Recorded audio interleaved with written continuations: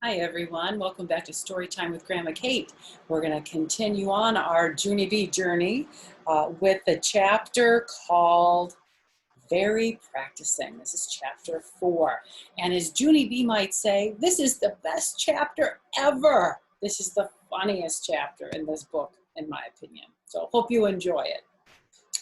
After school, I run all the way home from my bus stop. That's because Grandma Miller babysits me in the afternoon, and I wanted to tell her all about carnival night. Hey, Grandma Miller, it's me. It's Junie B. Jones, your grandgirl. I've got some important news for you. There's going to be a carnival at my school, and I can win 100 prizes at that thing. Grandma Miller hurried out of baby Ollie's room. She looked grumpy at me. Shh, Junie B, not so loud. I just put the baby down for his nap. My shoulders got very slumping. Yeah, only I'm excited down here, Helen, I said. Then Grandma smiled a little bit, and she hugged me hello. And she said not to call her Helen. Yeah, only I didn't even tell you the bestest part yet, I said, 'cause Mrs. read me the kind of games they're going to play, and so now I can practice them at home, and I will be the bestest game winner of anyone. I hurried to the laundry room to get the clothespins. And they're going to have a game where you drop clothespins in a bottle, I hollered to Grandma. Except for I can't find a bottle in this whole big laundry room. So I'm just going to drop these clothespins in a bucket, because that will give me the feel of it, I think. I got the bucket from the mop. I got the bucket away from the mop. Then I dropped all my clothespins in that thing. Would that be hard to do? I was telling Papa how clothespins in a bottle was hard for me because the top of the bottle was so narrow. When you drop it, it would be hard to get it into the bottle. But would it be hard to drop a clothespin in a bucket? Probably not. Hey, Grandma, I did it. I dropped every single clothespin in this big bucket, and I didn't even miss one of them. I am a breeze at this game. I ran back to her. Now I need some pennies to practice the penny toss, I said.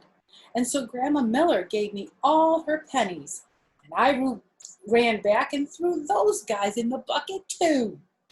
That wouldn't be hard either, huh?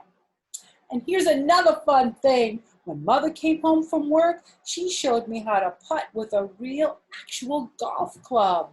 Only no golf balls allowed in the house, so I just putted a grapefruit and also a dinner roll. I'll show you a picture of her putting, and I think that's what is that? Is that the dinner roll? No, that's the grapefruit. That's the grapefruit, and that's the dinner roll. You ever played putt-putt golf? I'm not very good at it, but it's fun.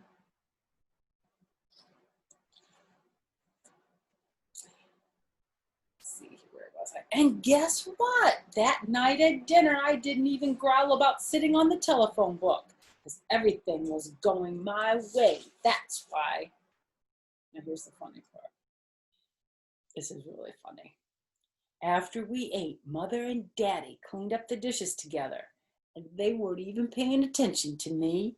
That's how come I sneaked into the bathroom to practice another game. Its name is Throwing Sponges at Principal. First, I got the sponge from under the sink, and then I made it soaky wet with water.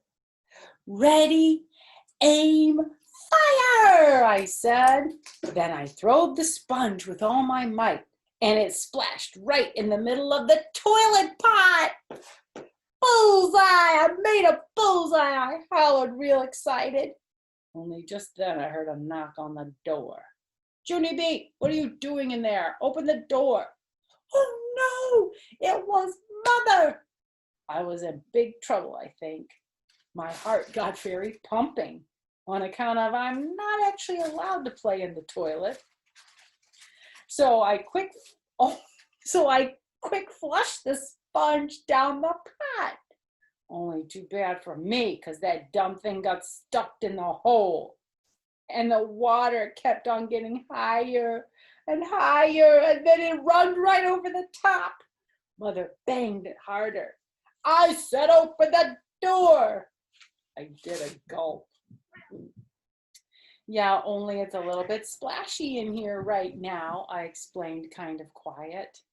Mother unlocked the door with the key. I smiled, very pleasant. Hello, how are you today? I said.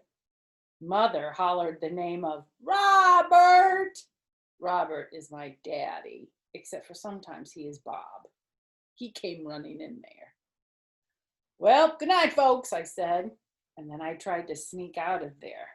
But Mother held on to my shirt, and so even when I kept walking, I kept on staying.